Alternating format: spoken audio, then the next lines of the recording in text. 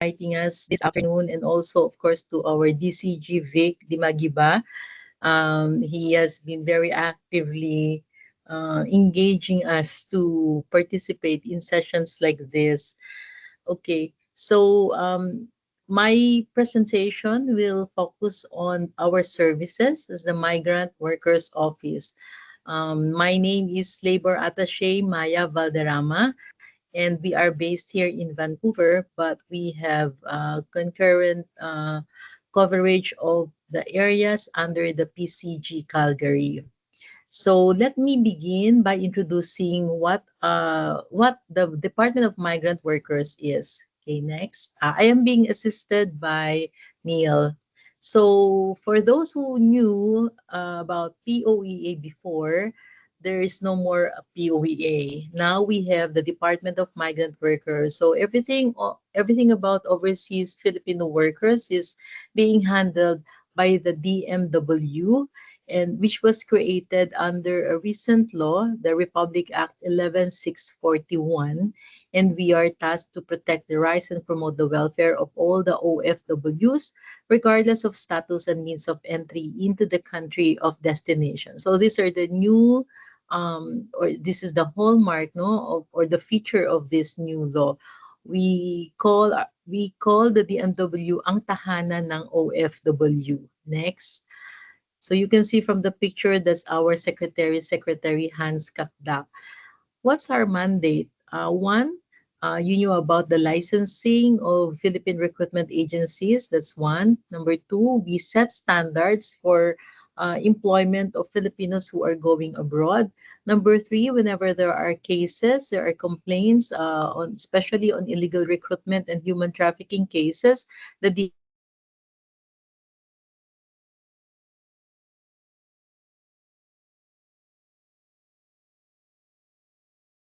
DMW is into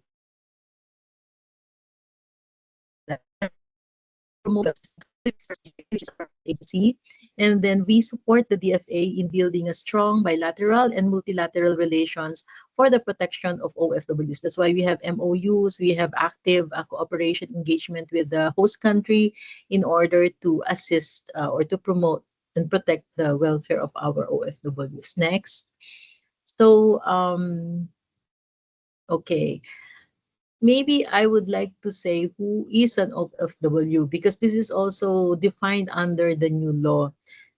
A Filipino who is to be engaged is engaged or has been engaged in a remunerated activity in a country of which he or she is not an immigrant, is not a citizen, or is not a permanent resident, whether he is land-based or sea-based, no, regardless of status, that person is an OFW. So baka po may mga nagtatanong, pag ba PR kami, OFW pa po ba kami? Hindi na po.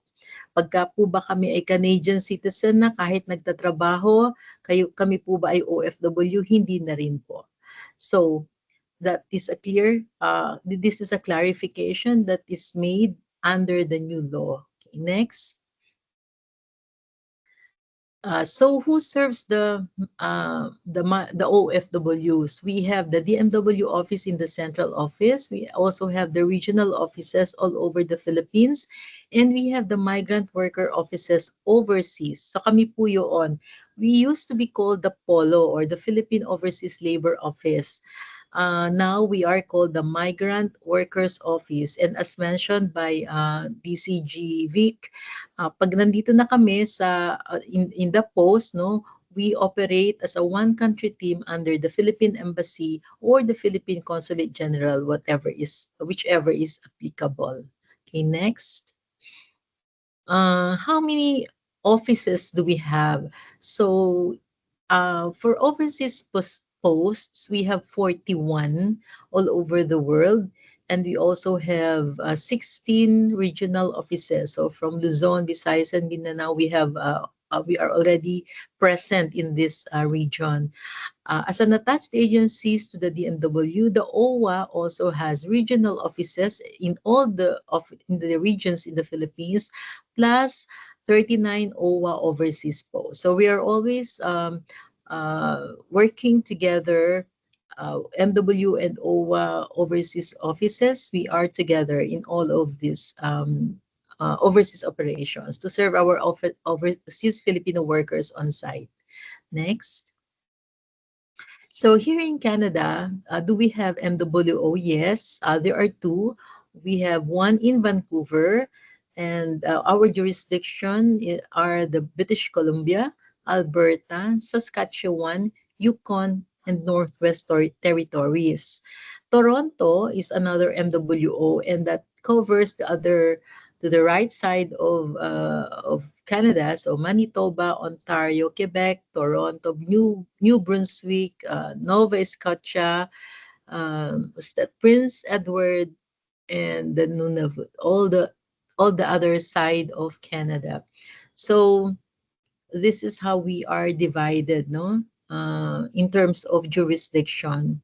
Okay, next. Well, I just would like to present here. It's the same figure that was presented by DCG, just to show that almost half of our Filipinos are at least in under our coverage are in Alberta, and almost half are also in British Columbia. The rest are divided into other provinces. Next. In terms of OFWs, you can see here the number of work permits issued under the Temporary Foreign Worker Program, and this is presented by year. So you can see that the biggest number, at least in the areas where we cover, are in Alberta and also in British Columbia. And the number has been increasing three folds, four folds over the last 4 years. Next. Next. Okay.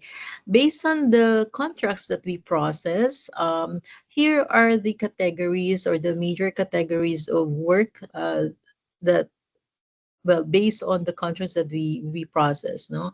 So there are professionals, that's the biggest number, and that also includes the skilled worker, the laborers that comes second, and then we have the household workers that includes the caregivers and care workers, both for elderly as well as children, and the last one are the semi-skilled. Okay, next. So what are our services? Just like uh, our PCG in Calgary, there are several services that we provide to our OFW. So, number one is the accreditation of foreign employers. This means that every time a foreign employer would like to hire a Filipino worker, they have to pass through an accreditation procedure. So we register them first. We check uh, on their documents whether they are legitimate employers, whether they are eligible employers, whether the terms and conditions of work that they offer are actually compliant with the laws and regulations of Canada and as well as in the Philippines.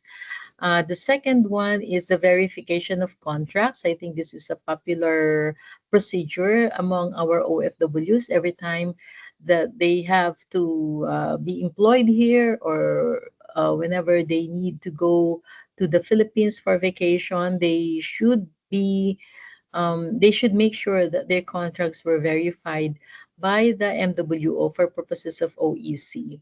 So that gives them well, the benefit is that they are able to be registered with us. We also conduct like the CSS. We also do continuing labor education, training, and information sessions. So this is something that we can actually collaborate and support in the months and years to come, hopefully.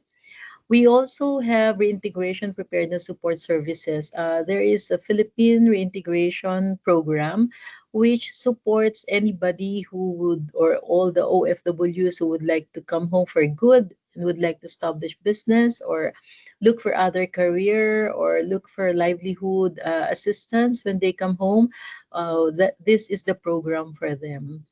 Okay. The OWA also has very active reintegration program. that is being implemented both here as well as for the OFW families left behind. Next. Um, of course, whenever there are problems that OFWs encounter, we are here to serve and support and to help them. So there are several services like psychosocial counseling. We do hospital and jail visitations. Whenever the families back home would like to look for their relatives who have not been in touch with them for many, well, months or a certain period, then they also approach us to for assistance. And then just like the PCG, we also have assistance to nationals, but particularly focusing on OFWs. No, so we can assist them through repatriation, whether the person is still alive or if the person unfortunately happens to be deceased, then we can also assist in that aspect. We can also provide assistance in terms of legal if this is a distressed case, medical assistance for as long as he has sufficient proof that he is in need of medical assistance, and then financial assistance, but this comes in a form of cash, but one time only. What else? Okay, next. Okay, so lastly, I'd like to say some important reminders for our OFWs. Just like Canada, in here in Canada, there are regulations, no, especially for temporary foreign workers. But let me remind you that the Philippine government also has regulations that cover our OFW. So this would be the registration, especially of the workers and documentation. So let us see this. Number one, it is important to have your employment contracts verified by MWO. It means that we could check on the contract and look into the employment rights, whether these are present in your document, and what benefits are being given to the Filipino migrant workers, no? And just to make sure that these are protected and within the prescribed standards. Why is it important? Of course, there are many cases where a Filipino would find themselves in abroad, and just to discover wala pala doong trabaho, or there is no employer, or there is no job, no, that waiting for them. So that is part of the verification process. We also need to check whether the employer is eligible, no, to hire foreign workers, and whether the contracts are compliant with both the Philippine and Canadian laws and regulation.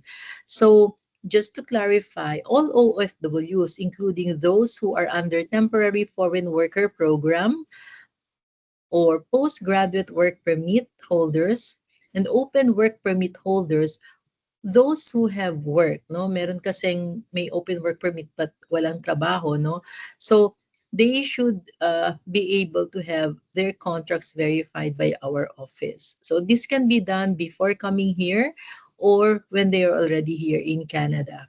Okay, next. Second reminder, if you're going to leave the Philippines for the first time, or if you are going to return to your job site, again, go visit the Philippines, but going back to continue your work, you need an OEC. So what is an OEC? It is an employment document, or it is a document, sorry, that serves as proof that the OFW is registered with the DMW. The immigration officer in the airport in the Philippine ports would require a person with the valid work permit to present an OEC before he exits. No? Sometimes if the person fails to present that, then he will not be allowed to board. No? So what are the benefits of having an OEC? Aside, of course, from the legal protection of being a documented worker, the OFW gets exempted from paying the travel and airport tax in the Philippines. Remember that OEC is free of charge. Wala pong bayad ito. Dati 100 pesos, but now it has been removed. So, kung halimbawa nagbabakasyon ng ating OFW and returning to the same employer and the same job site, dapat ba kumuha siya ng OEC? Ang sagot po is yes. You should get an OEC. And that is called a balik manggagawa OEC. Okay. Next, how does, okay, I think the next one. Next one, Neil. Okay. So, sino po yung tinatawag nating balik manggagawa? If you are an OFW returning to the same employer, you are an OFW who changed employer in the same job site, no? Who is returning to the same employer for the first time, and or if you are an OFW who changed employer in the same job site, and returning also vacationing also for the first time, no, if you are previously unregistered worker, meaning you entered the country, or for example Canada, as tourist, as dependent, as a student, no, but you were able to obtain your a valid work permit here and have partially served your duly verified employment contract, then you can be considered as balik manggagawa. If you also transferred, no, to another job site or country with the same employer, your contract needs to be verified by the MWO where your new job site is located. All right, next. Um, All right. So this is just a step-by-step procedure. How do you get a BMOEC? So if you're getting it for the first time, first, you must go into your e-registration. See, there is a portal in the DMW website where all OFWs should be able to register. And then you make an appointment there. And then once you make an appointment, you bring your verified contract. So the requirement, the primary requirement is that dapat meron kayong verified contract, no? Or it was verified here in the MWO. So dalhin niyo po yung inyong verified contract sa DMW, whether in the main office or in the region. And then once it is approved, you can print your OEC by yourself, bring it to the airport with you, present it to the Philippine immigration officer, and then you take your flight. Again, it is free of charge, and once the OEC is issued, it's valid for 60 days and printable. Okay, next. This would be the last. Okay. So just to remind also, what are the documents that should be submitted in order for your contract to be verified? Siguro yun ang tanong nyo, no? Magpunta po kayo dito sa amin sa opisina, or mag-email po mag-ano po kayo, magpadala po kayo ng inyong documents through mail with a return envelope. Please send the following. You should have a copy of your Philippine passport, copy of your valid work permit, and copy of your valid visa. Add your valid employment contract. Ibig sabihin, hindi pa po expired. It should be duly signed by the employer and worker, and it should have the complete terms and conditions of employment. Meron pong ginagamit na standard employment contract, lalo na pagka kayo ay pagkasama po ito sa LAMIA, or meron din naman pong ginagamit na standard contract which is used by the Philippine government. So, proof of current employment status, dapat po ipakita natin at least the most recent payslip and certificate of employment that will tell us that you are still employed in that company. And then we would also ask you to make a sworn statement on how you obtain your work in Canada. The fee for verification of contract is 11.50 CAD. So Reminder, if you get your BMOEC for the first time, yun pong kasunod ninyong pagkuha ng OEC, provided that you are still with the same employer, you will already get an exemption or OEC exemption certificate from your e-registration account. So no need to go through the same procedure as before. Okay, next. Ang last po namin paalala, avoid fraud and scam, no? Piliin po natin yung legal pathway when planning to work abroad. Apply through licensed recruitment agencies. You can check the DMW website whether the agency is licensed and whether the position you're applying for has an approved job order. You should also check with the IRCC website for official announcements. Masyado pong mabilis yung mga pagbabago sa mga rules and regulations. So it is important that you are updated. And make sure that you have appropriate visa. Sa observation po namin, mas marami po ang nagkakaroon ng problema kapag po hindi tama yung visa na hawak nila nung sila ay pumasok dito sa Canada at nagkaroon ng trabaho. So, last, we are flashing to you our contact numbers. Yes, Neil. Yan. So you can contact us through our Facebook, MWOO Vancouver, and we also have our emails here. Dalawa po yan, plus our landline and our emergency hotline. You can also check our requirements and procedures that I have previously discussed. It is posted in www.vancouverpcg.org. Yun lamang po at maraming salamat. Thank you so much,